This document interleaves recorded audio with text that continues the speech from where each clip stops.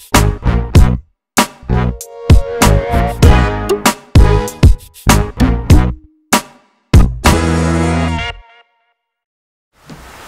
everyone, welcome back to Paul's Model Works, and this video is going to be about the new kit that I'm going to be building.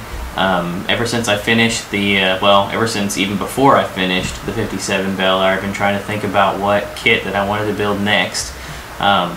I know I have a hard time. I don't know if any of you other guys go through this, but I always have a hard time trying to figure out what kit I'm going to build next, because I go and look at my stash and then I see all the ones that I want to build, or the ones that I was going to build. I may have even started, and then I just can't make up my mind. So anyway, I was looking through my stash and I came across one of the kits that I had bought a while back and showed you guys, and that is the this is the Lindberg Dodge Charger, and it is the police cruiser version.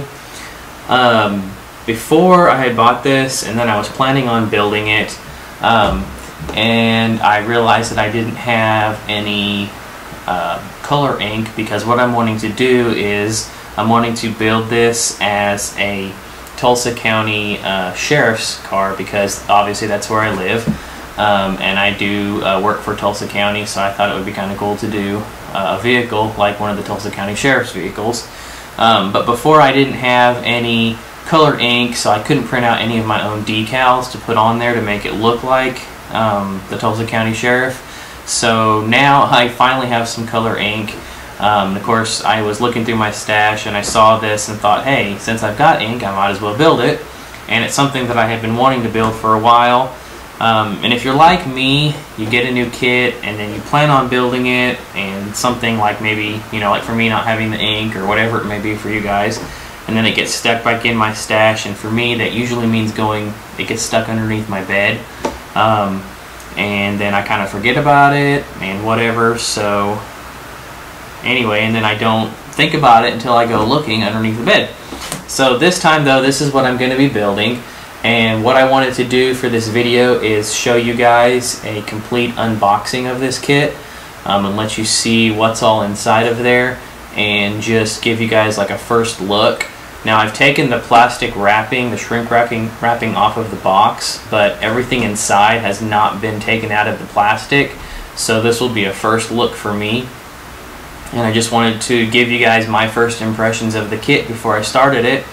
I don't know if anybody else is planning on building this or even has one of these kits, but maybe we can discover a few things in there that are the good and the bad. So without any more jabber from me, I'm going to go ahead and open this up and get started showing you guys what's inside. First of all, the box is a little bit different size than your standard kit size box. Most of the Revell boxes are a little bit smaller. This one is a little bit bigger, and it's actually pretty heavy, so it feels like there's quite a bit of parts inside of there. It opens from the side. It doesn't open from the top like some of the other kits. So everything is packed in here really nicely. Looks like a lot of individually wrapped plastic bags. This first one here, go ahead and open this.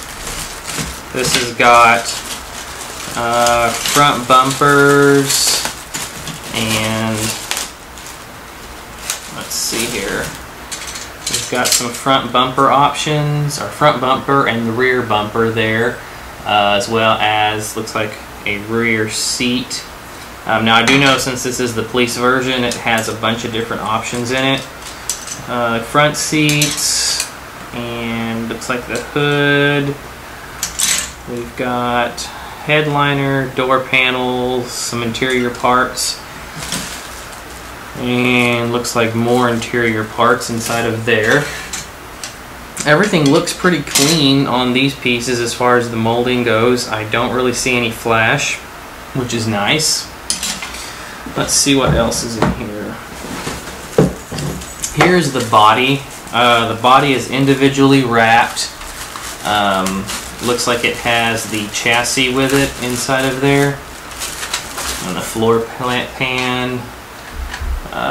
Yes. Okay, they've got the floor pan, which looks really good. Nice detail on the bottom of that. And interior tub. And then here is the body. Now, this actually looks really nice. I'm not seeing... trying to look to see where the mold lines are. Looks like they're actually hidden really well. They run along. There's on a lot of modern cars they have the rain. I guess it's just like a rain gutter that runs right above where the doors are. It just runs across the roof. It looks like that might be where the mold line is, so it's hidden very well. You can't even really see it. So other than that though, yeah, this body looks great. Plastic is really nice. One thing I did notice here is, I don't know how well you can see this, but right here on the side where the gas filler cap would be, or the door, it's actually cut open. So I don't know if that means that opens or what, but that's kind of different. Alright, what else? Here is the chrome. Now I'm going to leave these inside of the bag just because I like to leave my chrome inside of the bag so it doesn't get scratched up. But it looks like there is 2 different sets of wheels in here. Yeah, there's 2 sets of wheels, and then looks like headlight buckets and all the other chrome pieces, and then there is 1 set of tires in there, and they seem to be nice and rubbery. And then we have a whole host of other individually wrapped pieces. These look like they are part of the light bars. One thing that this kit does come with is like, I think like 8 or 9 different light bars, which is kind of cool because you can, you know, obviously choose the one that would be the right one for whatever, you know, police vehicle you were building. But the cool part is then you have a whole bunch of leftover ones, so if you wanted to turn any kind of other vehicle into a police vehicle, you've got all the light bars for that. In this next one, it looks like there's a 3rd set of wheels.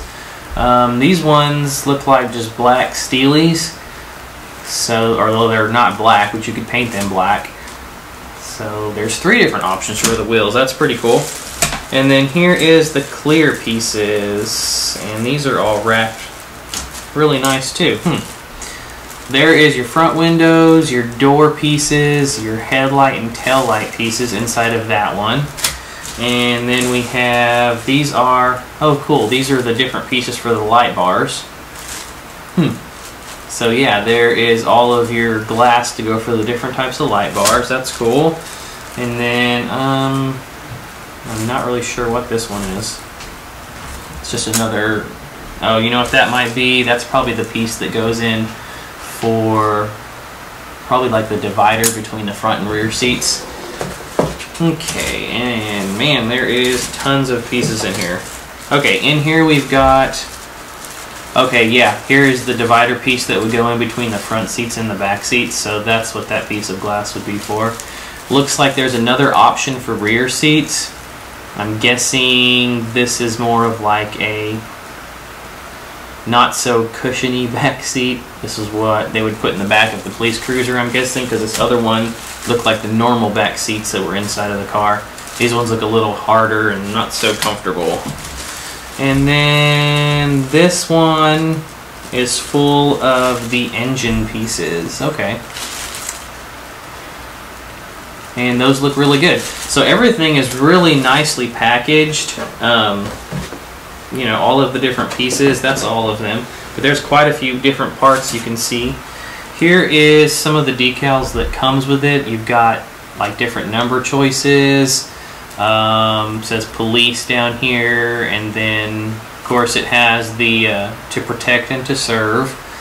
And then you've got gauges and looks like emblems as well.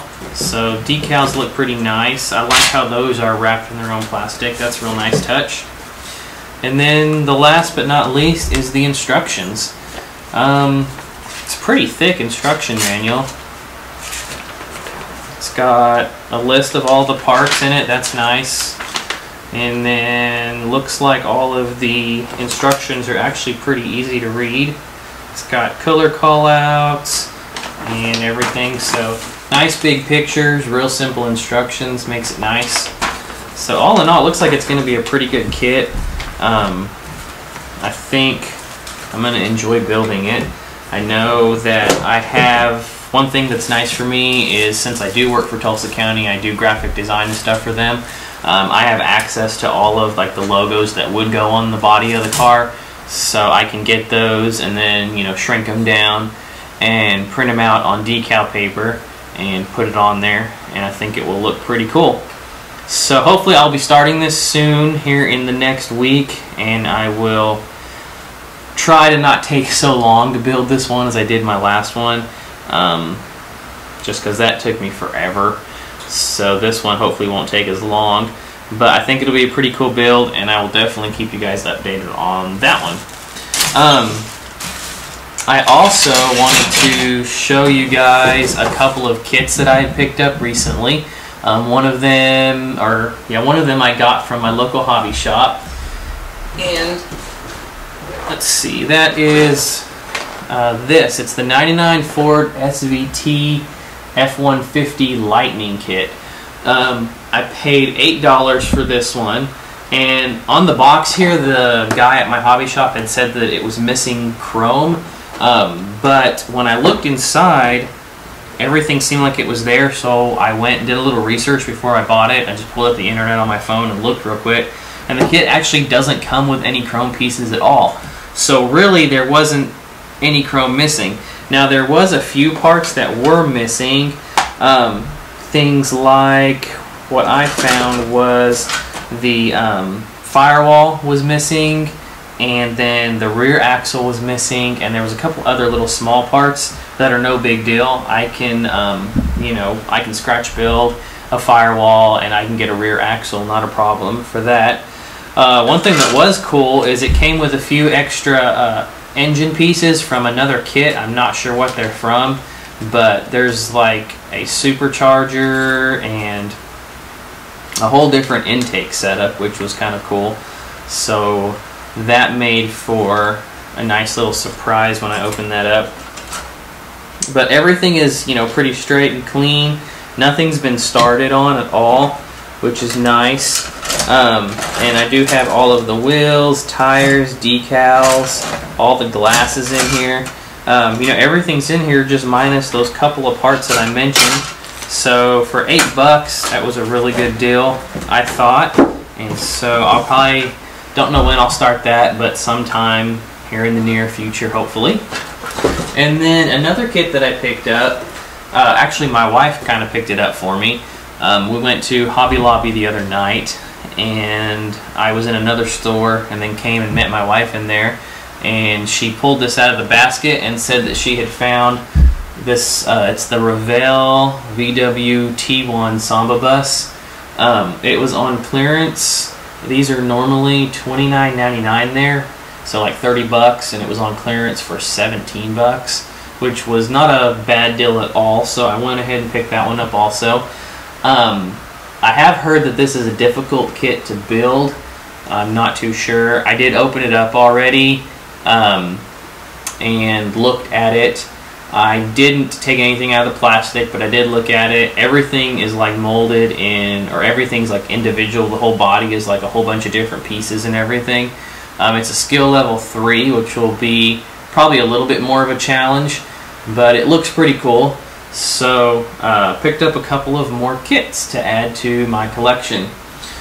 But anyway, so I should be starting on the charger, like I said, probably next week, because the rest of this week I'm going to be pretty busy. But I just wanted to get a video up for you guys and let you see what I'm going to be starting on, give you guys that inbox review.